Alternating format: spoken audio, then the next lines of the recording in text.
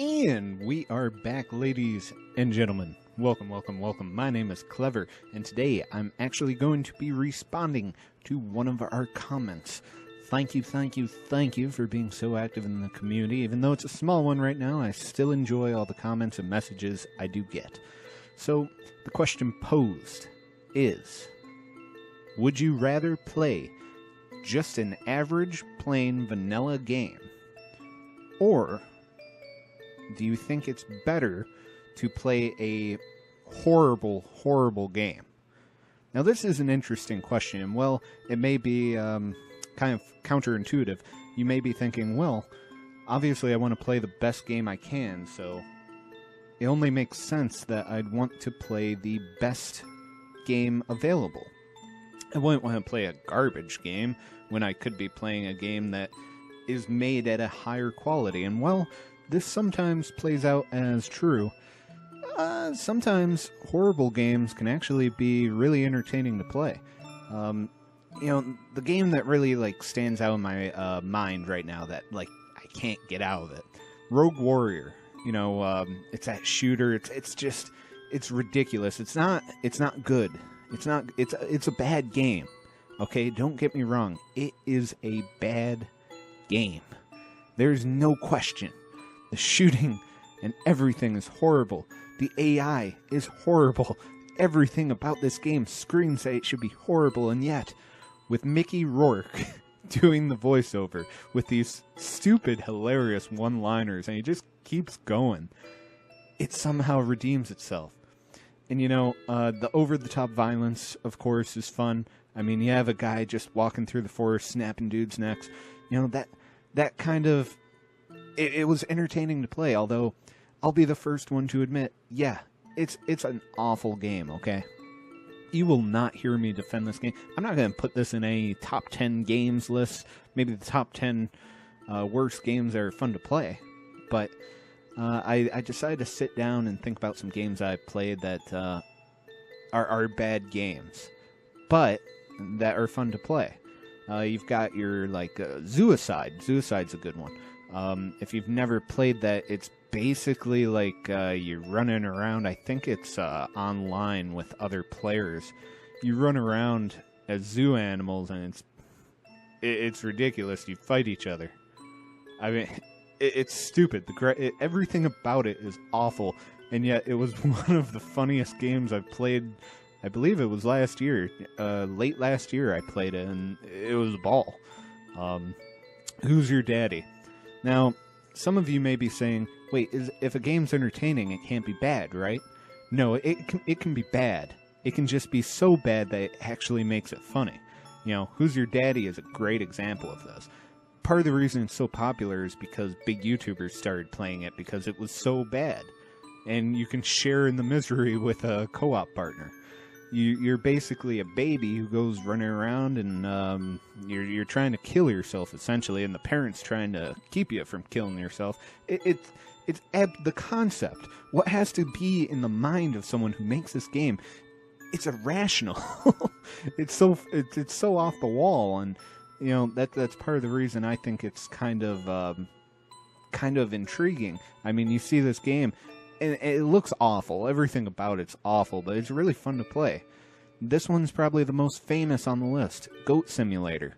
Goat Simulator is a game that, it was made as a joke, essentially. It was made to be a glitchy mess, and that's exactly what it is. I mean, there's no real plot to the game. There's no real objective to the game. You get in, you mess around, and you try to exploit as many glitches as possible to see these wildly hilarious things ensue. I mean, I don't even know what I'm looking at this point, but let me tell you, that was very fun to play, especially when it came out before it got drowned to death by YouTube. That was an interesting game, and a lot of people responded well to it. But it's an awful game. So far I've named 4 games that are really fun. I'll add another one. Let's say I Am Bread.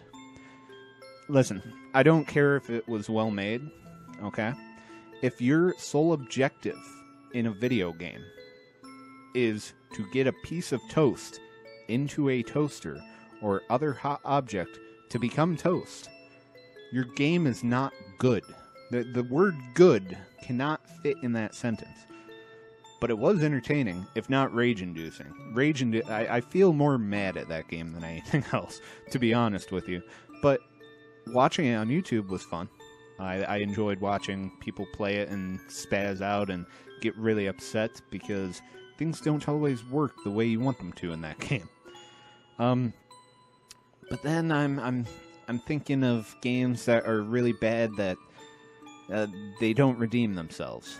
And I'm thinking, like, games that really make you upset that you spend your money on them. Like, you've spent good money on them, and they're just broken messes that they're not even fun to play. They're unplayable, essentially. Let's talk Ride to Hell Retribution for a minute, okay? I know it's being to death. It's basically a meme at this point. Ride to Hell Retribution is one of those games that is so bad that it had a chance to be good.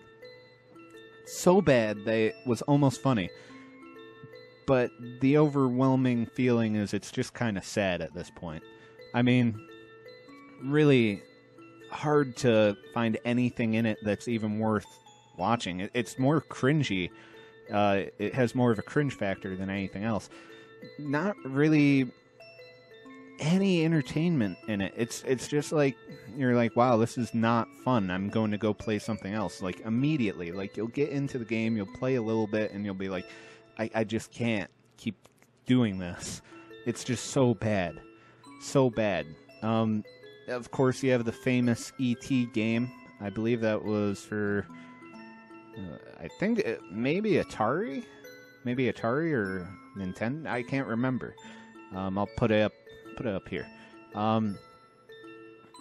The E.T. game. It almost destroyed gaming. It was so bad. There's landfills filled with just this game because it was so bad. I mean, look at this. This isn't passable back in the 1800s for entertainment. I mean, I'd rather be tortured than have to play through the entirety of this game. I don't even know how long it is. I'd rather be at a forced labor camp for a year than have to even look at this any longer. Superman 64 is another good one. Not a good one. A bad one. It's not fun. It's more frustrating than anything else.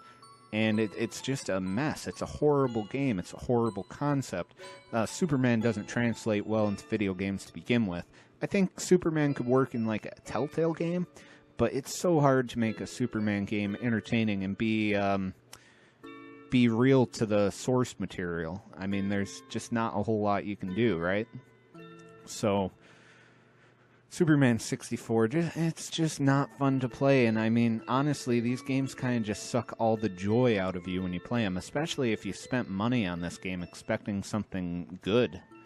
And I've played my share of bad games, and for the most part, like games like Who's Your Daddy, Suicide, Goat Simulator, those are like rare gems that are actually entertaining that are bad. For the most part, bad games they don't provide any entertainment value. Aliens, Colonial Marines. Part of the reason it failed so much was because everything you were promised, it wasn't delivered on. I mean, I think they showed it off at E3 with like levels that weren't in the game, and it was like looked so good, and like the AI was touted as being amazing, and what we end up getting was just a mess of a game that was just ugly and awful, and it certainly had no suicide appeal. It just wasn't fun. But as I did say, is that discrepancy worth the risk versus playing a game that is average? Average, you know what you're going to get. You're walking into it and you know it's going to be average. On the good side, take a game like Deadly Premonition. This is split. There are people that hate this game. There are people that like have a cult following behind this game. Like, they love this game. It's like a 10 out of 10 in their book. It's ridiculously interesting. If not somewhat I want to say campy, ludicrous even. Its plot's just kind of out there, you know? But it's hamstrung by its graphics, and especially at the time, it looked pretty poor for when it was released, and its mechanics weren't good. The shooting in that game, so bad. So bad. I've got one. Take Sumo Man. That's a game that will live in infamy for the rest of its days on my channel, since it might be the most average game I've ever played. There was nothing to excite me. I was so bored playing this game. Like, I'm begging you, go watch that video. I was so bored. Look at my face. Look at my face playing this game. There's nothing that I can say is inherently wrong with the game. The water looks really beautiful. I mean, it's better than some AAA titles. The setting is colorful, a little bit repetitive, but, you know, the setting's okay. It doesn't look awful. The sumo doesn't look the greatest thing I've ever seen, but he's a sumo. So, I mean, I don't think the point is to make the most realistic-looking sumo ever. It could have worked. It could have worked, but it's so boring and repetitive, and you do the same things, and it's just, you fall down, you can reverse time, and it's just awful. But it's average is the thing. It's awful in the sense that it bored me to complete submission. Like, I returned the game. I was like, I cannot play this game ever again. There's just no way. I will, if I didn't return it, it'd be sitting there with the same amount of play hours I had when I recorded it. And honestly, I just don't understand. Then you think of a game like Dante's Inferno, right? So it basically gave us God of War, but without any of the polish or intrigue. So, well, mechanically, the game is sound. It's very sound. It's super repetitive and really ends up being just a blur of fuzzy memories for me. Like, the only thing I can think of is when I can't remember her name. One of the giant ladies shoots some things out of her melons. I think they were babies, if I'm not mistaken. That's all I remember. Don't sue me. Don't sue me. I just can't remember right now. Then you have a game like Metal Gear Solid 5, right? So I know it got like praised on release, and like, but now it feels like a lot of the Metal Gear fans finally accept that it's not that good. In fact, it's probably the weakest point in the series. Part of that's because of the restrictions in development time. But I'm not going to give anyone any way out of this.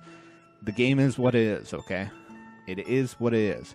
So what the game is repetitive and average. It's beautiful. The Fox engine is a delight. It looks amazing. The controls, it handles amazing. It's perfect in that sense. You know, technically speaking, it's a 10 out of 10 game. But its lack of a plot for a game that's all about its convoluted story is kind of a major misstep in my book. And then, it's just, why? Metal Gear fans are there for the story. That's why no one complained except for people outside of the MGS4 or Metal Gear Solid fan base. No one complained about MGS4. It's basically a long movie, and most of the people who played that game that I know loved it. You know, let's talk a little bit about what's that game called? Hello, Clevr. You are thinking of Just Cause 3. Thank you, disembodied voice. That's right, Just Cause 3. Now, Just Cause 2, for me, was really entertaining, right? If nothing else, it is repetitive, but Just Cause 2 is on this game. I enjoyed the multiplayer in that game. Just Cause 3, to me, even though they added some new stuff, felt like they basically reskinned the second game, and I don't know if it's just because I'm older, but that game was painfully average to me. Like, it was fun blowing stuff up for a little bit, and then it's like, where's the substance to this game? What's going to keep me coming back? And I couldn't find anything. I tried to find stuff. There just wasn't anything really crazy to draw me back in. Like, I feel like a good game always has a way to bring its fans back to playing it. You know, when I'm sitting around and I catch a glimpse of Metal Gear Solid, 1, 2, 3, or 4, sometimes I just look at the case and I'm like, I'm gonna play you. They played us like a damn fiddle. But I never had that with Just Cause 3. I really enjoyed playing Just Cause 2 online. I didn't enjoy hardly anything with Just Cause 3. And the game looks really good. The mechanics are sound. A lot of the stuff is fun to do for about 30 minutes, and then there's not really a reason to play it. I mean, other than to blow off some steam, which is nice, but it's an average game. So, at the end of the day, is it worth having something that will bore you, and you know it's going to bore you, but perhaps there can be something entertaining in it? Or would you rather take the risk of having a game be just absolutely drainingly bad, or have the potential to become something great because of its glitches, its missteps, bad voice acting sometimes can elevate a game? I'm talking about these bad things that can actually make a game like a cult classic. And, I don't know exactly what my answer would be. I would say, as a rule of thumb, I would like to play the best available game.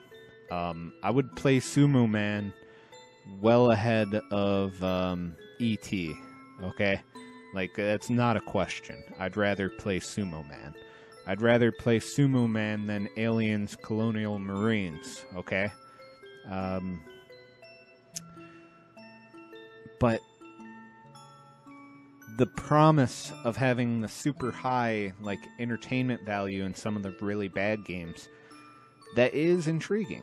So, I guess I'll leave it up to you guys.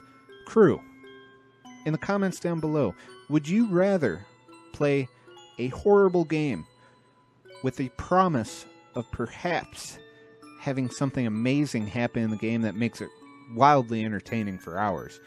Or would you rather play a game that could potentially bore you to death, like Sumo Man? A painfully average game. What do you guys think? Leave it down in the comments below. And I've talked at you for long enough. It's been a while. But with that, I bid you adieu. A fond farewell. I'm going to stop waking up my dog. She's asleep. Bye!